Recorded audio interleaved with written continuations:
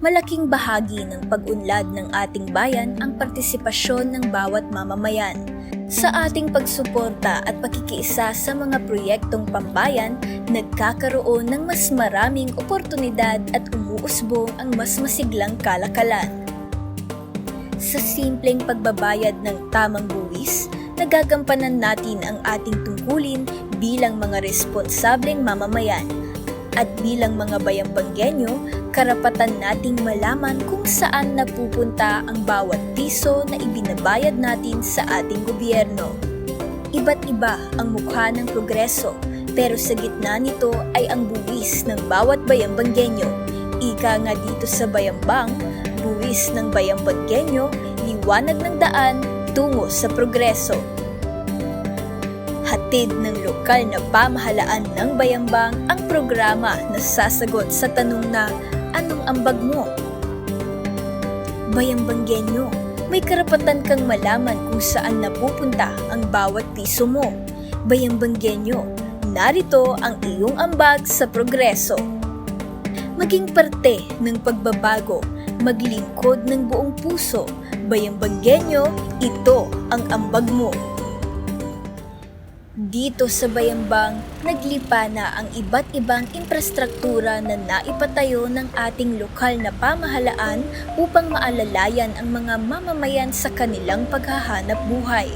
Sa pamamagitan ng ating buwis na ipapatayo ang mga infrastrukturang nakatutulong sa paglago ng ating ekonomiya at pagpapausbong ng turismo sa bayan.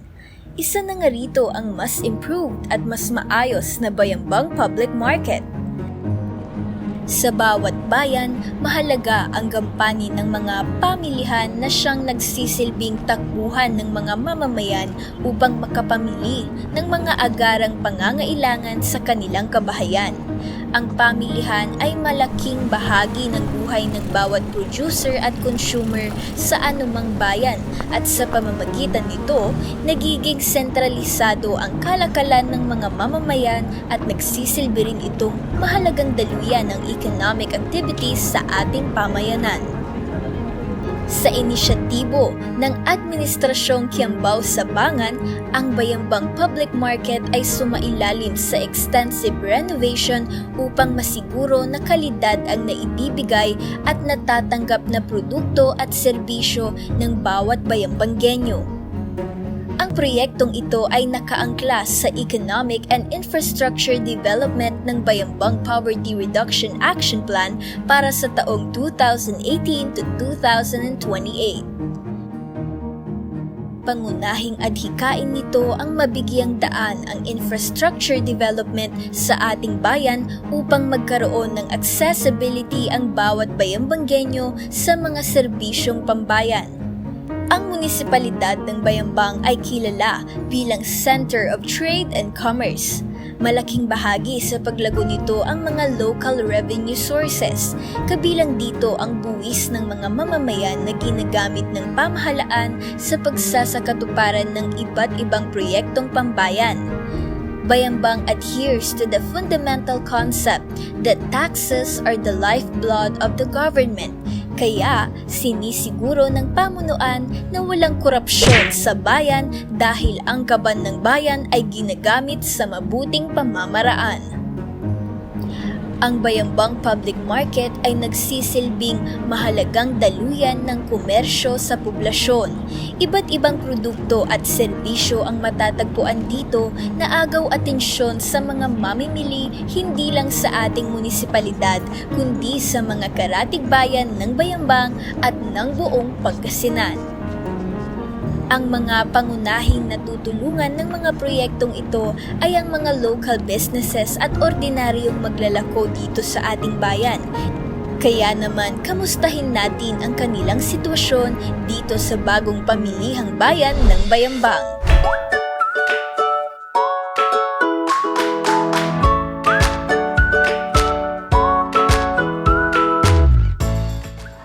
Ako po si Jaber Mauna, vendors dito sa second floor, dito sa Bayambang, Pangasinan po.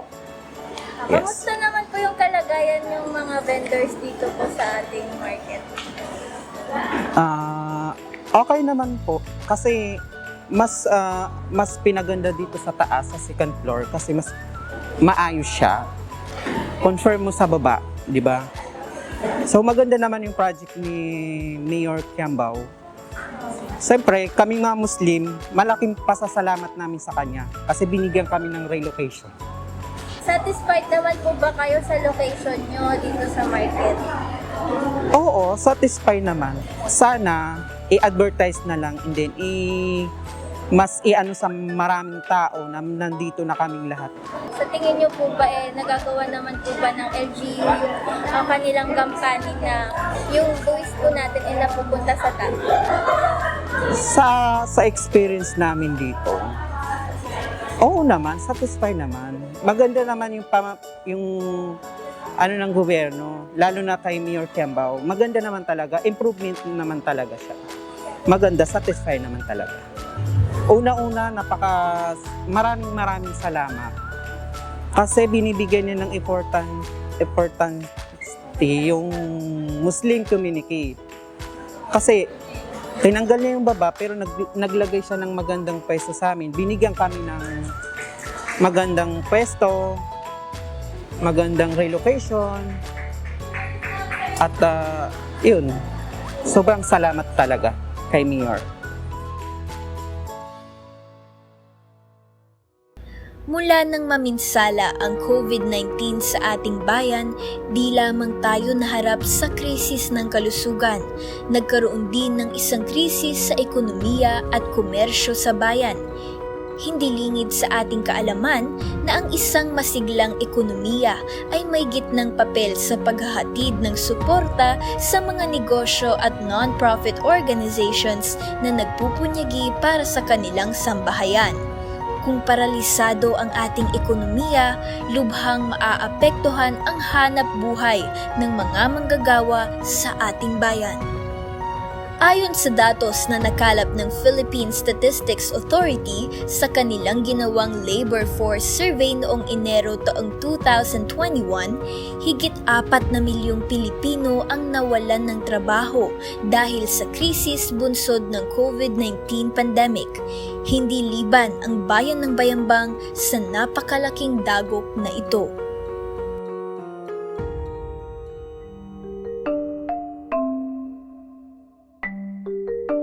Ako nga pala si Sammy Iko na taga Tambak, Bayambang po.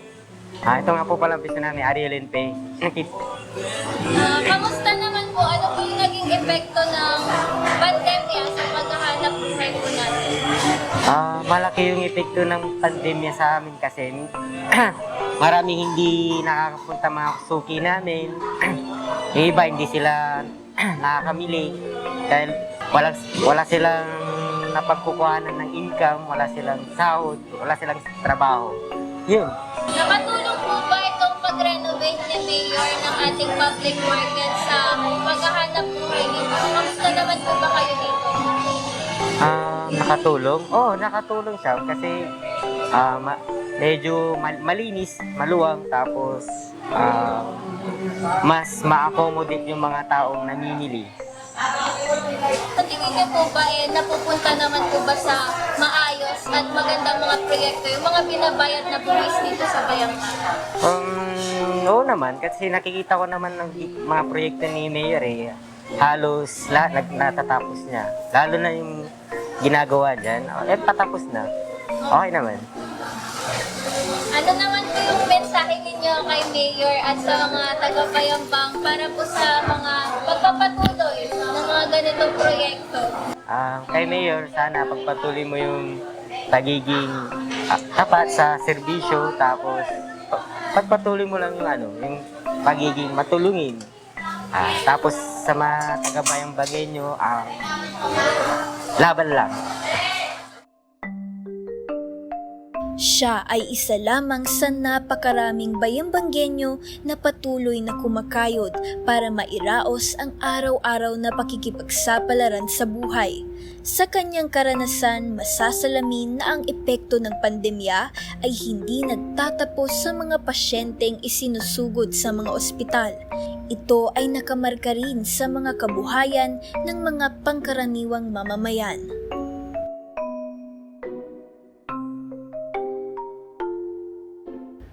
upang matugunan ang dagok na ito at masigurong patuloy ang paglikha ng mga oportunidad para sa ating mga kababayan, gumagawa ang munisipyo ng mga komportable at sustainable na outlet o venue kung saan maaaring makapaglako ng iba't ibang produkto at serbisyo ang mga tao, gaya na lamang ng newly renovated na Bayambang Public Market.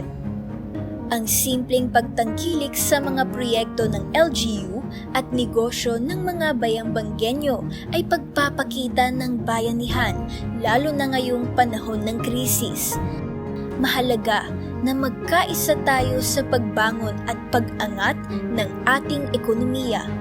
Ngunit sa adhikaing ito, dapat ay isaalang-alang natin ang kaligtasan ng bawat isa. Kaya naman, sinigurado ng Administrasyong Kiambao-Sabangan na hindi lang maganda ang pasilidad dito sa Bayambang Public Market. Katulong ang ating Municipal Market Administration, tinitiyak na ligtas at malinis din ang paligid nito. Ang Municipal Market Administration ang nangangasiwa sa operasyon at maintenance ng pamilihang bayan ng Bayambang. Sinisiguro nila na matiwasay at maayos ang kalagayan ng mga negosyo sa Bayambang Public Market, lalo na ngayong may pandemya at kailangan ng kooperasyon at disiplina ng mga tao. So ma'am, ano po yung mga safety measures na pinapatupad po natin dito sa ating Bayambang Public Market?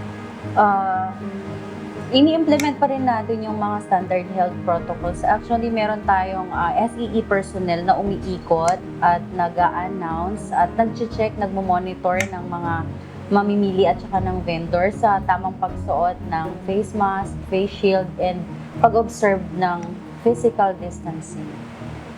Kanino naman po tayo dapat lumapit kung mag-i-inquire tungkol po dito sa pwesto sa ating public market? And ano din po yung mga requirements na kailangang ihanda ng ating mga kababayan kapag gusto nga nilang kumuha ng pwesto po dito? Open dito sa office namin. Pwede silang mag-inquire. Makit lang sila dito sa second floor ng Block 3, new building. And dun sa mga gustong mag-avail ng stalls or pwesto dito sa market, wala namang requirements na binibigay kami. Pero kapag once na nabigyan naman namin sila ng stalls, kailangan nila mag-secure ng permit and magbayad ng monthly rental. Ano naman po yung mga aktibidad o programa pinapatupad natin para masiguro po na binibigyang halaga ang kapakanan ng mga maglalako dito sa ating market?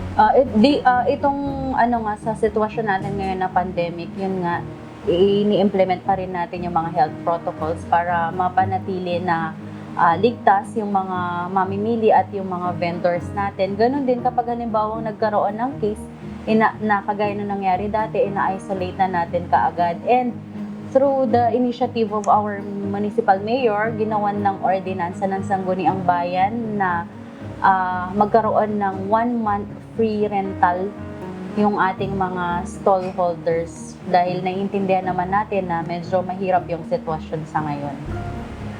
Kasi ma'am, dati ito pong public market natin, hindi siya ganoon kaayos compared po sa ginawa nga po ni Mayor na initiative na ni-renovate po ito. Diba? So ano po yung magandang nadulot ng extensive renovation ng public market sa pangkalahatang kalakalan po dito sa ating bayan? Malaki yung naitulong nun. Unang-una sa mga stall holders at sa mga naglalako.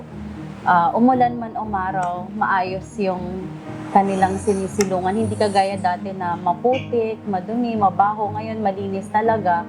Salamat dahil nagkaroon tayo ng mayor na talagang nakikita niya yung pangangailangan ng bawat sektor ng ating bayan. Ganon din sa mga mamimili. Hindi na sila nahihirapan kasi may zoning tayo. Alam na nila yung mga area na pupuntahan nila and naging komportable kasi hindi na masikip, may mga inilaan na daan. Ganon. Ano naman po yung message ninyo, ma'am, sa mga bayambanggenyo tungkol sa mga ganitong infrastructure at kahalagahan po ng pakikiisa nila at pagsigurado na din po na yung mga buwis nila ay napupunta po sa tama, gaya na lang po nagpagpapatayo ng ganitong market? Ayun, sa mga bayambanggenyo na kagaya ko, suportahan natin lahat yung proyekto ng ating government, lalo na ang ating butihing mayor, kasi napakaganda ng mga proyekto niya. Hindi lang naman isa ang makikinabang, talagang lahat makikinabang. And sinisigurado naman natin na yung tax na binabayad nila, yung mga ibinibigay nila sa gobyerno, is nagagamit sa maayos na paraan.